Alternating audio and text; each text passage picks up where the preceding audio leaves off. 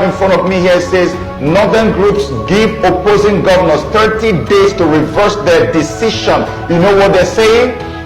They're saying that all these governors, especially in southern Nigeria, who are saying that there is no land for Ruga in their homelands, in their states, that they have to reverse their decisions within 30 days, or else they themselves, the Fulani people, will not be able to guarantee the safety of any southerner in northern Nigeria. This actually happened.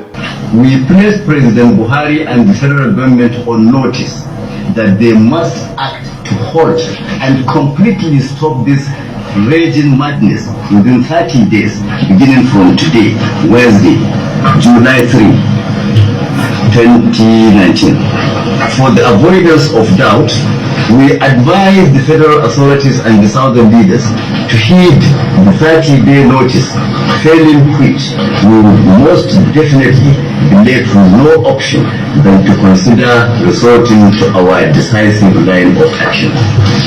We remind the nation that so long as the Fulani will not be allowed to enjoy their citizens' right of living and flourishing in any part of this country, including the South, no one should also expect us to allow any southerner to enjoy the same in northern Nigeria. The man said, as long as the Fulanis cannot be allowed to take a share of their citizenship. These are the same people Buhari told us were coming in from Niger, from Mali, from Chad. They are now claiming citizenship in our land. And they are telling you that if you do not allow for the forceful takeover of your land in the southern part of Nigeria, that they will not even allow your own people in the north to sleep and have peace.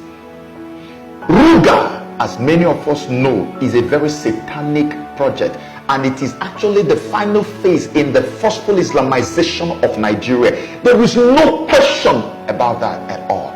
But you know what is even more absurd about Ruga? What is so absurd about it is that the federal government does not have right to go and take over people's lands in their states. But look what they did in Benue. They've done it in so many other states. My own Southeast people are keeping quiet, but you see what Benue did. The Benue, they came and took over lands without informing the state government, according to the personal assistant or whatever to the government. They said they were not aware. Nobody told them. They just came and pointed at a place and said, from here. I mean, one of the men who took the journalists to the land where they put on the signposts that they have already marked for their Ruga, the guy was asked a question. He said, Oga, how far is this land that the federal government has taken for Ruga? The guy said, as far as your eyes can see. Some people just came there, rent that fence there in the name of Ruga or whatever, without consultation with the people, and for no project that we know of, and we are not going to allow them. We have scattered the signpost. Before the end of the day, this fence will come down.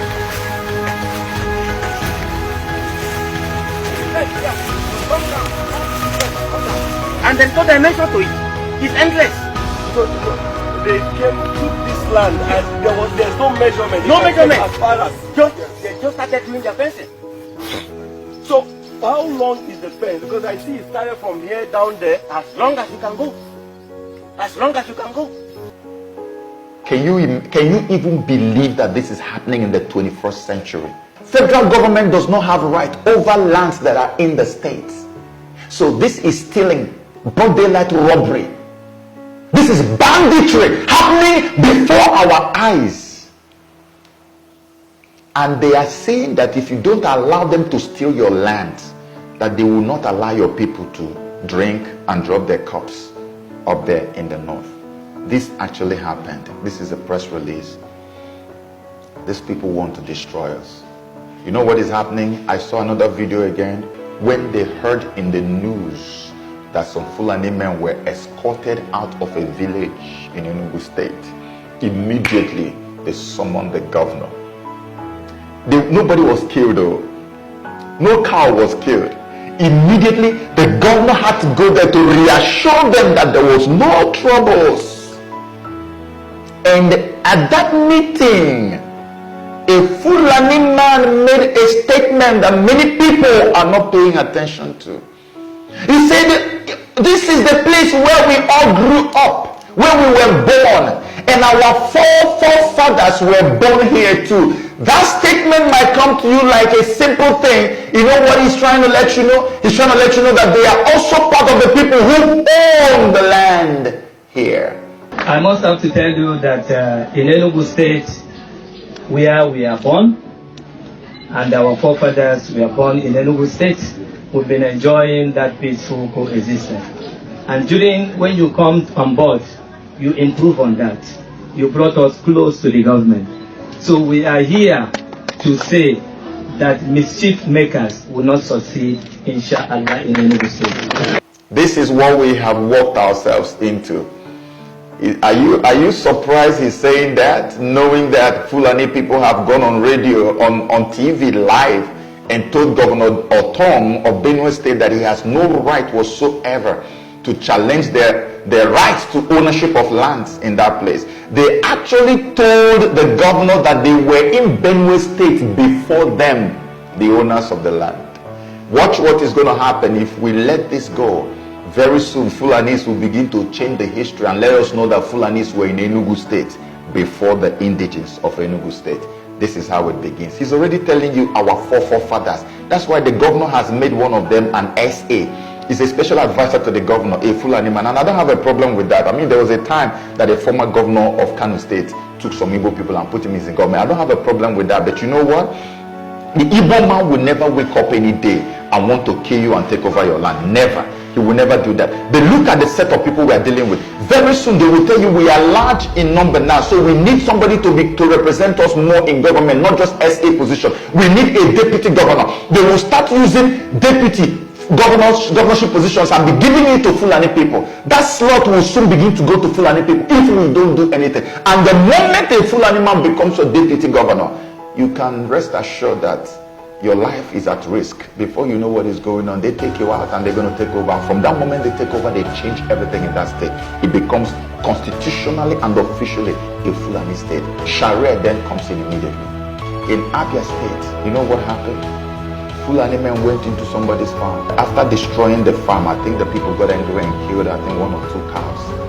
The governor of the state immediately sent money to go and give to Fulani to pay for their cows. I hope that governor had paid fully for all the things that were destroyed, because normally they would never do that. They went quickly from the government office. A man was sent to go and give money to the chief to give to the Fulani men for their cow that died, so that there is peace. This actually happened.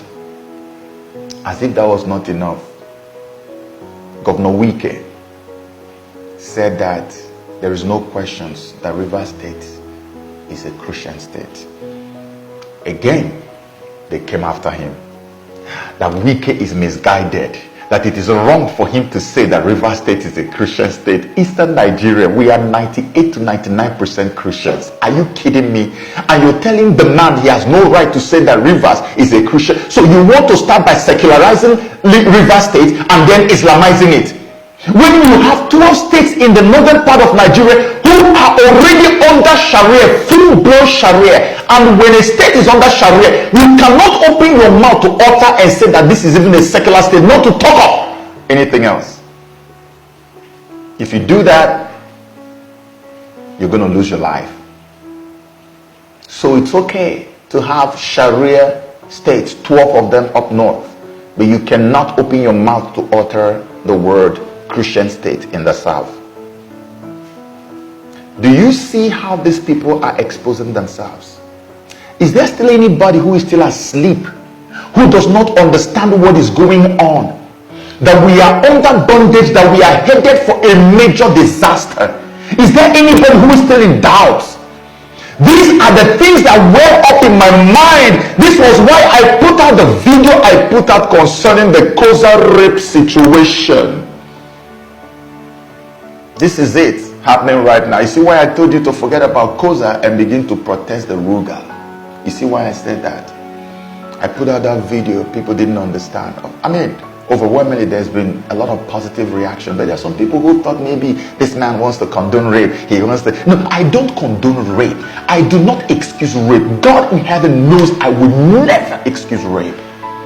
I have counseled a lot of rape victims before. I know what rape is. I know what it does to women and to men too. Some males have been raped before too. In a few weeks' time, my media productions company is going to be moving into a beautiful African country to shoot a movie that the story is based off of rape. So I know what rape is all about. I could never condone it. But unfortunately, in this particular case, we did not follow due process. And the whole thing was too fishy. But then, above all, it wasn't even just about the due process and the fishiness of the whole story. It was the fact that I was so sure, and I am still very sure, that all these things are being orchestrated to form what you call a satanic distraction from the real thing. Did you see that the Fulanis have been so quiet while Buhari was busy frantically implementing his Ruga projects? The moment America showed up and pressure began to come and he suspended it, boom, it took them just 24 hours or less or more just to come out and begin to make a video. They are threatening us that we must allow them to do Ruga. And we are busy talking about protesting Koza. And Christians are falling for this nonsense. That's why I put out that video. You can see it for yourself now. We are in danger. This is a dire strait. Let me tell you before I close this video. Let me tell you why this Ruga, this Koza thing was brought up. You know, Turkey was 100% a Christian nation before it was conquered. Today, Turkey is 99.7% Muslim. The book of Ephesians you have in the Bible is located in present day Ephesus is located in present day Turkey. You remember that part of Revelation where we have the letter to the 7 churches of Revelation? Those 7 churches are located in present day Turkey. There's a church, it was supposed to be the oldest and the biggest ancient church of all times. It was built by St. Peter that you read about in the Bible. I think it was called St. Sophia or Hagia Sophia Church. The moment the Ottoman Turkey guys took over, they went to that beautiful edifice and turned it into a mosque. Why did they do that? Whenever Islam conquers a region, the first thing they do is that they remove all the signposts, the landmarks that point to Christianity or anything or any other religion, and then begin to change them into ones that point to Islam. Landmarks mean the word to them. And as far as they are concerned, Nigeria already technically has fallen to Islam. You do not know that. That is why Buhari brought about Ruga. Ruga is the final phase. There's no way he would have introduced Ruga if they didn't know or believe that Nigeria has completely fallen to the caliphate in its entirety. And so if Nigeria has fallen to the caliphate, what that means is that Abuja is not your national capital. Abuja in reality is the Caliphate Islamic capital of Nigeria. Abuja, let me say it again, is not your national capital. It is the Caliphate Islamic capital of Nigeria. And so all these imposing structures, churches, magnificent edifices that are churches in Abuja, they are a threat. And so all of them are going to be kicked out. You see, they started with Fatoyinbo because they probably considered that Fatoyinbo should be a weaker link. They had to dig into something that allegedly happened 20 years ago. And some people were busy going for protest, but you do not know that when they are done with Fatoyinbo, they are going to move over to Paul Enenche, and they're going to move over to Bishop Abioye of Unas Chapel. They're going to move over to all of them one by one. They've got stuff on each and every one of these people. Something they're going to hold on to. And they're going to end up using Christians to bring fellow Christians down. And when they are done, they will do what? They will laugh at you and then change all the signposts everywhere. That's why, look at all the people who protested Koga. Most of the people at the forefront of the protest were Muslims, wearing burqa and all kinds of stuff. They were Muslims. Whenever there is an update or breaking news on this whole Timi Busola rape issue, it's always on a Facebook page or website of a Muslim. Why are they so interested? And you did not even understand that you're flowing with it. You don't understand what is happening. The guys are smarter than us. Christians, wake up! Wake up! We are in danger. When they finish with Abuja, pastors, they're going to come to Lagos, because you know Lagos now has gotten an emir.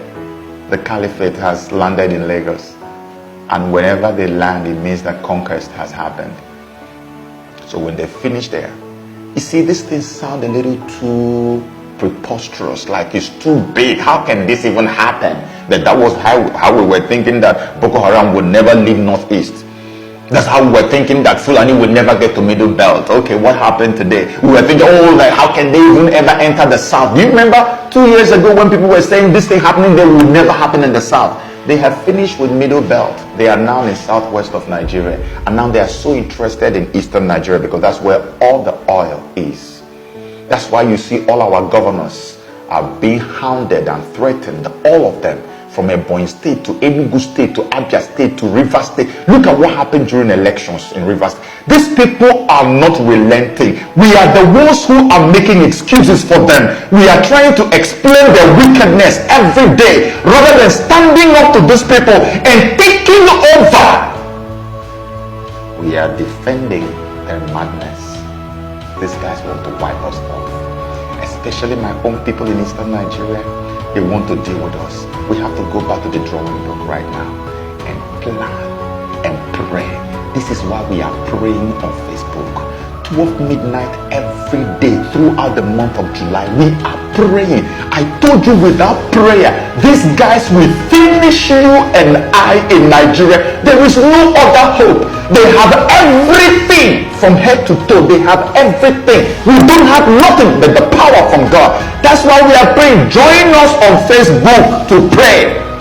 You can skip that sleep at midnight. Let us pray. It was when we started praying that God began to answer our prayers by bringing America to pay attention to our people. That is why the Ruga thing was suspended, and more pressure will still come. America is the only one who can help. Our prayer is the only thing that can make them do it. Are you going to pray? Or are you going to continue whining and protesting? May God help His church.